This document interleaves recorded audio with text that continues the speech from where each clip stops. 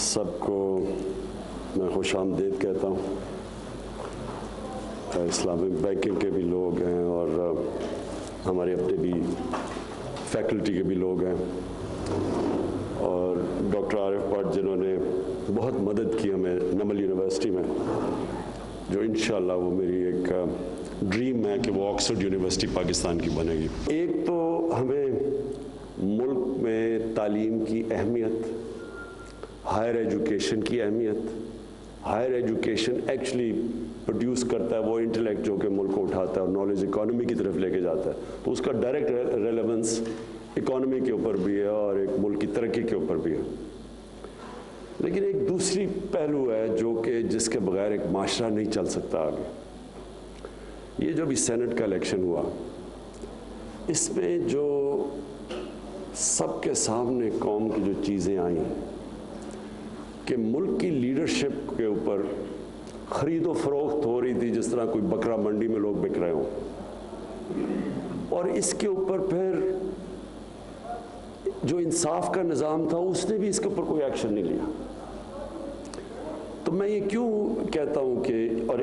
इस पे आता हूँ कि अल-कादर यूनिवर्सिटी, ये मेरी एक सोच थी बड़ी देर से कि एक ऐसी एक यूनिवर्सिटी होनी चाहिए जो लोगों को ये तो बताए कि इंसान और जानवर में फ़र्क क्या है। जानवर तो दुनिया में आता है, खाता है, पीता है, बच्चे पैदा करके मर जाता है। इंसान अगर वो भी दुनिया में सिर्फ खा पी के बच्चे पैदा करके मर जाए तो उसमें और जानवर में क्या फ़र्क हुआ। इंसान के अंदर जब अल्लाह ने कहा था ना कि मैंने तुम्हें दुनिया की अजीम मखलूक अशरफुल मखलूक़ात पैदा किया, और फिर फरिश्तों को कहा कि इसके सामने झुको, और वजह बताई शैतान ने जब नहीं झुका कि तुम्हें नहीं पता इंसान को मैंने क्या सलाहियतें दी हैं। और मौलाना रूमी ने इसको इस तरह तर्जुमा किया, इसका और वर्जन प्रेजेंट किया। मौलाना रूमी ने कहा कि इंसानों को कि जब अल्लाह ने आपको पर दिए हैं तो क्यों चूंटियों की तरह ज़मीन पर रेंग रहे हो। सो इंसान का बहुत बड़ा मर्तबा अल्लाह ने बनाया है। प्रॉब्लम यह है कि इंसान ज़्यादातर दुनिया में अक्लमंद जानवर की तरह फिरता है। अल-कादर यूनिवर्सिटी का मकसद क्या है कि ये जो हमारा जो दीन है ये कैसे लोगों की ज़िंदगी में रेलेवेंस लेके आता है। बदकिस्मती से मस्जिद में जो जाते हैं और जो मस्जिद से बाहर निकलते हैं उसकी रेलेवेंस नहीं होती, जो कि इस्लाम की जो बेसिक एक इंसान को कैरेक्टर बिल्डिंग होता है, उसमें अच्छे बुरे की तमीज़ बताता है, उसमें ज़िंदगी में आने का मकसद बताता है, वो मस्जिद के अंदर वो ट्रांसलेट नहीं हो रहा है इंसान की ज़िंदगी के ऊपर। जब मोहम्मद अब्दू आज से कोई 125 साल पहले यूरोप गए तो उसने मिस्र में आके, जो मिस्र के रहने वाले थे, उन्होंने स्टेटमेंट दी कि यूरोप में गया, मुसलमान तो नहीं नज़र आए लेकिन बड़ा इस्लाम नज़र आया, और वापस मिस्र आए तो कहा कि यहाँ मुसलमान तो बहुत हैं, इस्लाम नहीं नज़र आ रहा। मेरा पॉइंट ये है कि हमारे पास एक इंटेलेक्चुअल, एक ऐसी यूनिवर्सिटी होनी चाहिए जो कि वो स्कॉलर्स प्रोड्यूस करे जो लोगों को एक, जिस तरह एक अल अज़हर यूनिवर्सिटी ने एक दफ़ा मुसलमानों के अंदर, वो भी एक सेंटर था लर्निंग का, सारे जाते थे, स्कॉलरशिप होती थी, बड़ी बड़ी डिबेट्स होती थी, बड़े बड़े यानी जो टॉप हमारे साइंटिस्ट थे वो उनका जो अंडरस्टैंडिंग दीन की थी और कुरान की वो भी बहुत थी। ये बड़े बड़े साइंटिस्ट थे, तो साथ साथ चल रहा था, साइंस भी चलती थी और उनको दीन की भी समझ थी। अब ये बिल्कुल सेपरेट हो चुका है, और मैं ये चाहता हूँ कि इस यूनिवर्सिटी में वो स्कॉलरशिप आए जो कि आगे, जिस तरह इलामा इकबाल का था कि the reconstruction of religious thought की एक उन्होंने किताब लिखी है कि इसको अब आगे लेके जाएं हम, क्योंकि जो इस्लाम है उसके जो इलामा इकबाल की सारा थीसिस था, उसके जो फाउंडिंग प्रिंसिपल्स हैं वो तो चेंज नहीं होते, लेकिन बाकी चीज़ें इज्तिहाद उससे चेंज होती रहती है, वक्त के साथ वो ग्रो करता है हमारा दीन। وہ اسٹیگنیٹ نہیں کرتا، اور وہ تب کرتا ہے جب کہ اسکالرز اس کیپبلٹی کے ہوں جو کہ ڈبیٹ کر کے تھاٹ پروسیس آگے لے کے جائیں۔ تو القادر انشاءاللہ میرا وہ ویژن ہے کہ یہ ہمارے ملک میں ایک ہماری سوچ کو ڈیولپ کرے گا۔ اس وقت جو ہمارا یوتھ ہے وہ اتنا متاثر ہے مغرب سے، مغرب کی ٹیکنالوجیکل پروگریس سے، اس سے وہ اتنے متاثر ہو گئے ہیں کہ وہ ریئلائز نہیں کرتے کہ اس میں بڑا فرق ہے۔ ایک معاشرہ ٹیکنالوجی میں تو آگے چلا جائے گا، لیکن کیا ان کی ایز ایک انسان ہوتے ہوئے ان کی گروتھ ہو رہی ہے یا نہیں؟ کیا وہ صحیح راستے پہ جا رہے ہیں، غلط راستے پہ چلے گئے؟ اور یہ ہمیشہ دنیا کی تاریخ آپ پڑھیں تو کوئی بھی ایسا سویلائزیشن نہیں ہے جو کہ ہمیشہ کے لیے اوپر جا رہا ہے۔ وہ اوپر گئے ہیں، پھر کسی کوئی ایسا وقت آتا ہے کہ وہ غلط راستہ پکڑ لیتے ہیں اور وہ نیچے آنا شروع ہو جاتے ہیں۔ تو کیونکہ میں مغرب کو باقی سب سے بہتر جانتا ہوں، اور میں زیادہ مغرب میں پوری طرح رہا بھی ہوں اور ایک حصہ رہا ہوں معاشرے کا، میں آپ کو یہ بتا دوں کہ ان میں کئی اچھائی ہیں،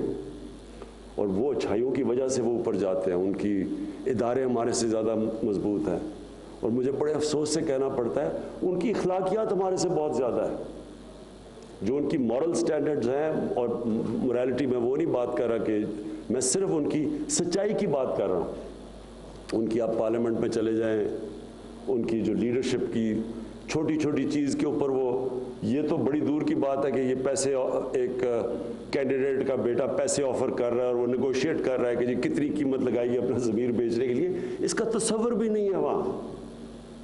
چھوٹی چھوٹی چیزوں کے اوپر اگر وہ کیریکٹر نہ ہو لیڈرشپ کا، وہ ڈسکوالیفائی کر دیتے ہیں۔ تو اور ان کا جو یہ مورالٹی ہے یہ ہمارے سے زیادہ آگے ہے، ان کی سچائی ہمارے سے زیادہ ہے، اور ان کی محنت تعلیم اس میں ہمارے سے زیادہ آگے نکل گئے۔ لیکن جو ان کی تباہی ہے وہ ان کے فیملی سسٹم کے اندر ہے، اور فیملی سسٹم ہوتا ہی اس کا تعلق دین کے ساتھ ہے۔ یہ کسی نے کہنا کہ جی آج کل اگر وہ فیملی سسٹم جا رہے تو یہ ماڈرنٹی ہے، اس کا ماڈرنٹی سے کوئی تعلق نہیں ہے۔ وہ حضرت لوط علیہ السلام کے زمانے میں بھی وہ تو پرانا زمانہ تھا، لیکن وہ تباہ ہوا۔ ان کی مورالٹی جب ان کا جو فیملی سسٹم سارا کریش ہوا تو معاشرہ گیا، اور جب مورل سسٹم تباہ ہوتا ہے تب بھی ایک معاشرہ چلا جاتا ہے۔ جو آپ دنیا کی سویلائزیشنز اٹھا کے دیکھیں تو جب وہ پیک پہ ہوتے ہیں تو ان کی مورالٹی، ان کے مورل سٹینڈرڈز، یعنی ان کی جو سچائی اور ان کی جو ایمفسس مورل ویلیوز پہ،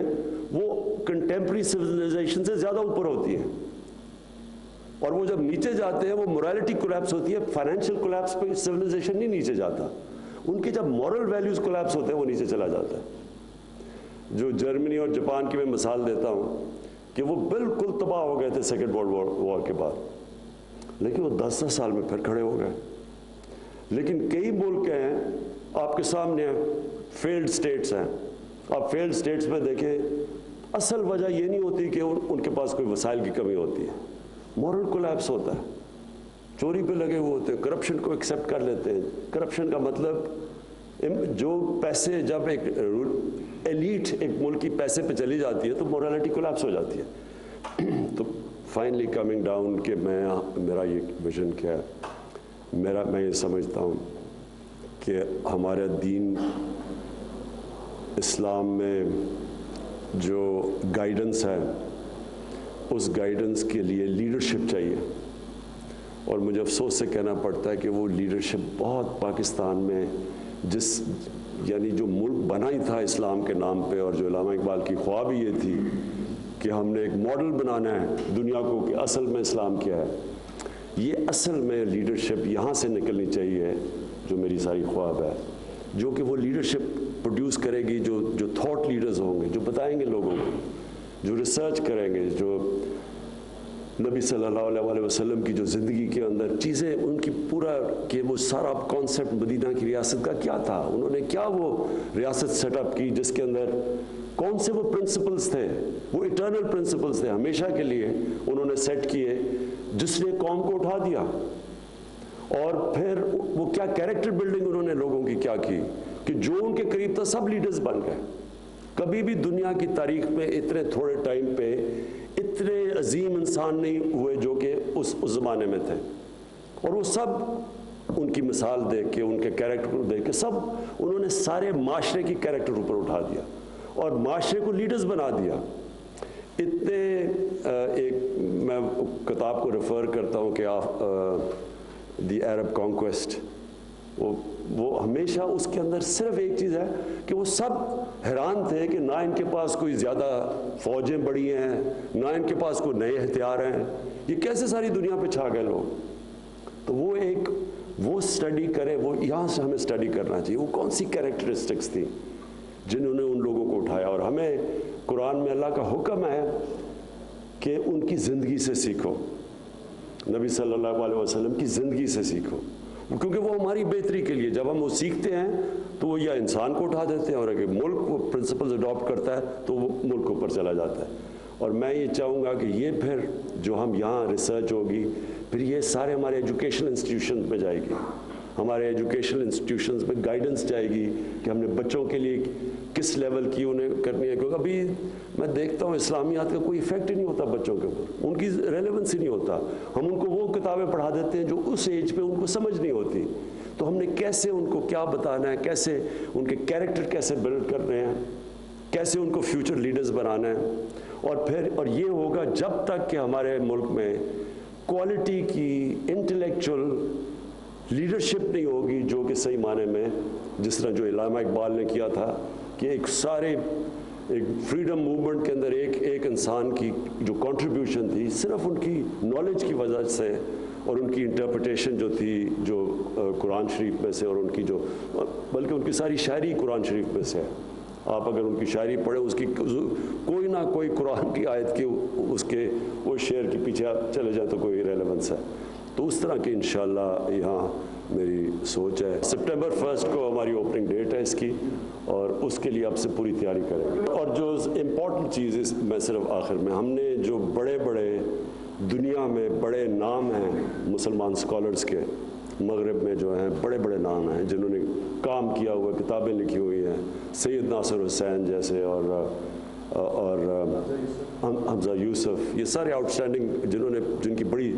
دیر کی ریسرچ ہے، ان ساروں کو ہم اس بورڈ کے اوپر لے کے آ رہے ہیں اپنے، جو کہ ہمیں گائیڈ کرے گا کہ ہم نے اس کو آہستہ آہستہ اس تھاٹ پروسیس کو یا اس یونیورسٹی میں کیسے آگے لے کے جانا ہے۔ سب کا شکریہ ادا کرتا ہوں۔